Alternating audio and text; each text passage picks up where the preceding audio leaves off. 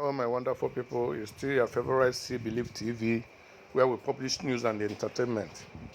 In case it's your first time of coming across our video, please kindly subscribe by putting on the notification bell so that each time we post a video, you'll be notified. Here is the list of the crude oil thieves in Nigeria. You will be shocked, my brothers. You'll be shocked. But what I'm saying, PDP have failed us, APC have failed us. Now is the turn of Labour Party, which is the party for the youth. So we have to put our mind together and support the party for a better Nigeria. Thank you. Honorable Ehiozuwa Johnson Agbonayima, former chairman, House of Representatives Committee on Nigeria-U.S. Parliamentary Relations. Welcome to the morning show. Thank you for joining us. Good morning. Good morning. Thank you very much. Good morning to our viewers. Thank you. Well, gentlemen, to both of you, we've been told so many truths in the media, here and there, about crude oil theft. But the most shocking is a report of the Trans-Escarables pipeline that we were told had been used for siphoning fuel for up to 9 years. And at the exit point is the Afrimo platform managed by Shell. The papers are just reporting this morning that Shell is now going to carry out investigations. So what exactly is true and what exactly is not true? Honorable Agbonayima, you have worked in this area, you've done a lot of research, and Mr. Ejiofor, you are a state security director in the South-South axis. So what exactly is true? What is it that we should treat with a pinch of salt? Let's start with you, Honorable.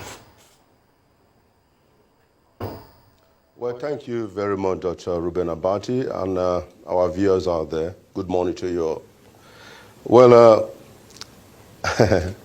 this subject matter is a very serious issue that have to deal with the oil theft in our dear nation that have been ongoing for so many years. Unfortunately, I had the opportunity to go into it when I moved a motion in the House, when I was the chairman, House Committee on U.S.-Nigeria Relations. And to the glory of God, Mr. Speaker, the former Speaker, Dugara, Honorable Speaker Dugara then, was very, very active and very cooperative, and he worked so hard. And the members of the 8th session then, we worked diligently to see how we can curb and do the needful to bring to bear this menace of oil theft that has been going on for so many years. As you may know, the motion moved, investigated. I left this country. I went to the United States more than 4 times. I will not fail to mention this name. The current Attorney General of the Federation, who was very supportive. Tom Polo, who was also very supportive in this investigation. What we are seeing today, without fear of favor, Engineer Kessitin, Tom Polo, and a very good friend that worked under President Jonathan, and that is Dr. Leke. They supported me in so many ways because the former President Goodluck Jonathan, wanted to see how we can fight this menace. And I said before on this platform that Tom Polo initiated this drive. We have been blaming the militants for the oil bunkering. The bunkering that is going on in the Niger Delta region, the oil thefts as a result of the militants that do bunkering. And I challenged them that no, apart from the bunkering, there are so many loopholes.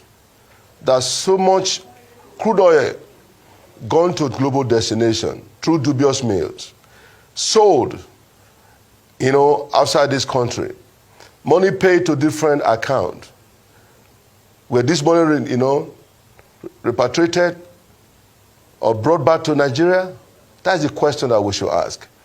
The truth of the matter is that they said the pipe, have been there for 9 years. My question remains, how do they know that it has been there for 9 years? Are you telling me that nobody, no government official were aware before you can bring rig of that magnitude to the high sea and pipe being laid down on the ground for so many years? Nobody can ascertain if it is 9 years, if it is 15 years or 16 years. Anyone that is saying it is 9 years, that means the person must tell us how he was able to identify, to know that it's 9 years. Dr. Ruben Abati, my brother and Nigerian people, it is unfortunate. This is a document here. This document was brought to me, sent to me by the company that the former government engaged. And they were paid. The first mobilization was $5 million, that molecular power system, to undergo, to monitor and investigate the crude oil that left this country to global destination.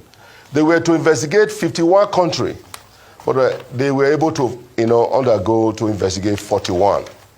The 41 country investigated, the documents are here. When I was in the house, they sent me a copy, and Dr. Ruben Abati, what is here, what left Nigeria to United States through Port of Houston and Port of Lake Charles? 391 million barrels left this country, undeclared for, through the help of United States Customs, who gave us comprehensive details. Kudos to Molecular Power System and Lumos, who now went further to conduct a terrific and horrific, alarming that you'll be hearing, the outcome of the investigation. It is mind-boggling.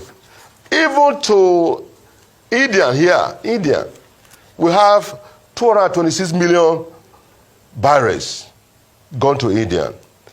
And you will see even Cameroon, Ghana, up to Togo, millions. And there's not enough time to really give details and to show you what left this country. That to the United States alone, over $70 billion gone to voicemail. And we invited an NPC, and they told us, the document they gave us is right here. They are right here. Nothing left Nigeria.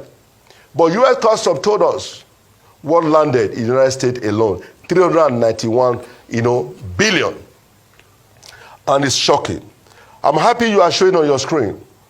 These are some of the investigations that I carried out, that I went to the United States with the support of the United States Congress then, who were so eager, this is wrong, that today, Nigeria government engaged a lawyer out of the United States, Anthony Stanley Jerome, who did a fantastic work.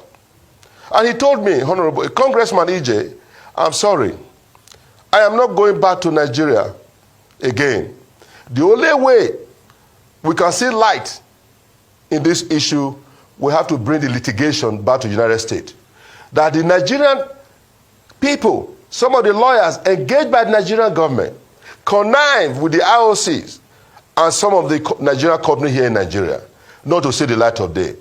Yes, we can have a headway by having commitment and the willingness to do the needful. Let's bring the litigation to the United States that we can get a result. It is mind-boggling, my brother. The documents are here. The money that were paid to various banks, Citibank, Chase Bank, Bank of America, there are details here. But unfortunately, we say Nigeria is broke. Nigeria is not broke. Nigeria is blessed. The money that belongs to Nigerian people is in the hands of the cabal, the few. They are not, quote-unquote, spirits. They are human beings like you and I. But we must do something about this. Enough is enough, Ruben Abati, my brother. This is sad that today, children, students graduated, they cannot get a job. No road. Look at Abuja, Benin is not motorable. Schools dilapidated. Hospital, nowhere. Nothing to write home about. As a result of the crude oil theft that have derailed the wheel of progress in moving this country forward. Honorable Yozowa, I'd like to still come back to you and ask you. This is a very mind-boggling report, and good one on you. Good job you have done. I'd like to ask you, what was the span of the report? You know, how many years? Dollars. It went further. 2013. The total amount of barrels, 267,120,559 barrels, with the average price, selling price as at that time, $110 per barrel, now totaling $29 billion, 415,315,957. Now, you go further to 2014. They told us that they were able to produce 270 million barrels, 120,550, 270 million, 719 and 119 barrels. Average price of $101 per barrel, totaling 27 billion, 588 million, 985,417 dollars. These are barrels. Now, let me tell you what is funny here. CBN confirmation receipt.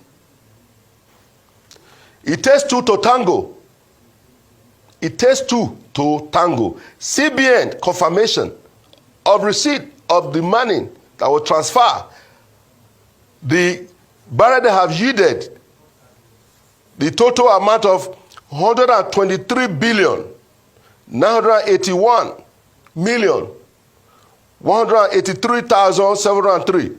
Now, 70 million barrels per day. So would you also work at a report from 2014 to 2022? So let's see also the rot that is happening as we speak now. And when are you going to release this report to the public so public can have it, every Nigerian can have it out there in their hand? Because that's the way you can sustain what you've started. Let me tell you something that is shocking to you. These are the banks. The banks money was paid to. Citibank, Chase Bank, Bank of America. All this money, this crude oil that landed in a global destination, the money were paid into various accounts. Where is that money? Are they back to Nigeria? I am ready. If I could do this, I use my resources. It is not government that pay me to go to America for over four times. The United States Congress, that was Honorable Congresswoman Sheila Dasili, supported me. The Congressman Smith, the chairman of U.S. Africa, they all gave me moral support. The DOJ then, they gave me support. They all gave me support.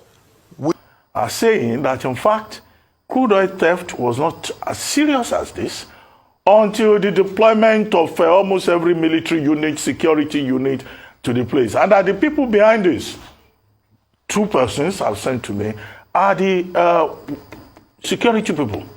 And you were saying earlier that, oh, once you do your report, you submit to the relevant authorities, then nothing happens. But these two persons who are relying on their own experience say, in fact, the big thieves are the security people. Do you agree? Yeah, I completely agree. I said it. It's like giving a thief something to watch for you. Now, the people who are involved in this, you ask them to go and prosecute themselves. The only thing they will do is to re-strategize and see how they will not be mostly, it's not only security agencies. The multinationals, like I said before, if there's a drop in pressure, it also reads in the central data. So if there's no connivance among both the security agencies and the major stakeholders, they won't be successful. The point I'm making is that I'm not exonerating the security agencies because people even lobby to be posted to the Niger Delta now. where they will make money. You remember when Governor Wike on video was telling them that a DPO has a refinery and should be posted out of. So nobody's. But what I'm saying is that it needs a concerted effort from everybody, especially from leadership, to do this. And not just the leadership. We are talking of, like Honorable has talked about Tompolo. You know, we have criminal elements. While I was in the JTF, there was this criminal called John Togo. And Tompolo was even assisting to ensure that that guy was arrested. Because he was not representing the interests of the people. He was involved in criminality and representing his own interests and not the interests of the people. So we must encourage the locals, just like the security outfits that have brought all this into limelight.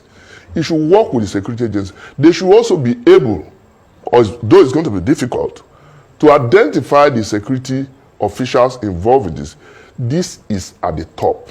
And that's why I repeat that the CDS, having taken the initiative to bring this into halt, should also call all the service chiefs and put eyes on the ground to see that our oil output increases. Because this is barely 80% of our economy is dependent on oil. And if we don't have it to do, so what do we do? The economy is crashing. There's global downturn of economy everywhere. So I think the little we have, we should protect it. And there's no way we can do it without getting these people involved and identifying the people who are patriotic enough to protect our assets. Okay, thank you, Mr. Joe. For very quickly, Honorable